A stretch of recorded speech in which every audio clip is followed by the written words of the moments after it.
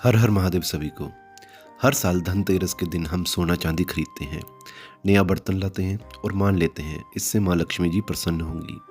लेकिन क्या आपने कभी सोचा है इस दिन का नाम धनतेरस क्यों है, लक्ष्मी तेरस क्यों नहीं? और सबसे बड़ा सवाल, असली में इस दिन किसकी पूजा होती है, लक्ष्मी जी की या धनवंतरी भगवान की? शायद आपने अब तक जो सुना है वो पूरी सच्चाई नहीं है। चलिए आज जानते हैं कि धनतेरस का वो रहस्य जो शायद ही किसी ने आपको बताया हो। धनतेरस का संबंध समुद्र मंथन से है।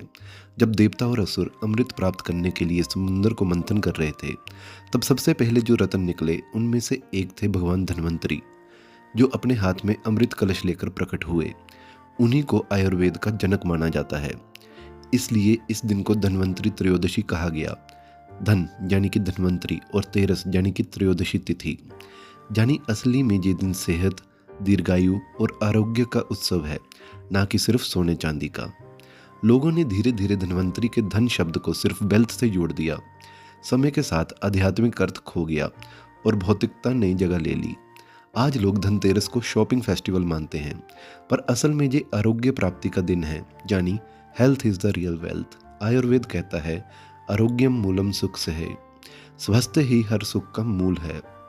कार्तिक मास की यह तिथि मौसम बदलने का समय होता है।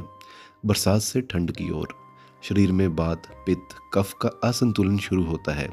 इसलिए प्राचीन काल में लोग धनतेरस पर धन्वंतरी जी से आरोग्य की प्रार्थना करते थे और औषधियों का सेवन शुरू कर देते थे।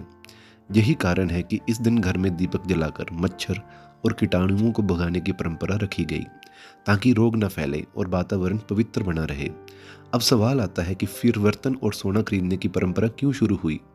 कहते हैं एक बार राजा हिमा के पुत्र की मृत्यु का योग धनतेरस की रात को तय था। उसकी पत्नी ने उस रात दीपक, सोना और चांदी के बर्तन दरवाजे पर रखे और दीपकों की रोशनी से यमराज के दूत अंधे हो गए।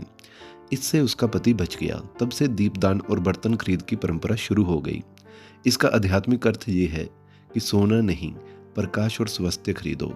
अंधकार और मृत्यु से रक्षा का प्रतीक है ये दिन। इस दिन सुबह नहा धोकर धन्वंतरी भगवान की पूजा करनी चाहिए। तुलसी, हल्दी, औषधियाँ अर्पित करें।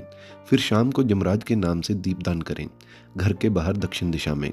याद रखिए, धनतेरस का अर्थ सिर्फ धनवान बनना नहीं, बल्कि स्वस्थ, दीर्घायु और संतुलित जीवन पाना है। इस धनतेरस अगर आप नया बर्तन खरीद रहे हैं तो एक तांबे का लोटा, एक तुलसी का पौधा और एक औषधीय दीपक भी जलाइए, क्योंकि सोना सिर्फ शरीर को सजाता है, पर स्वास्थ्य आत्मा को संभालता है। तो इस बार माँ लक्ष्मी जी के साथ साथ धन्वंतरी जी को भी अपने घर पर आमंत्रित कीजिए, क्योंकि धन से बढ़कर धन्य वही है जो स्वस्थ है। अगर आज आपने कुछ नया सीखा है तो वीडियो को लाइक करें और कमेंट में लिखें, स्वस्थ ही सच्चा धन है, ताकि ये संदेश पूरे भारत में फैले। हर हर महादेव।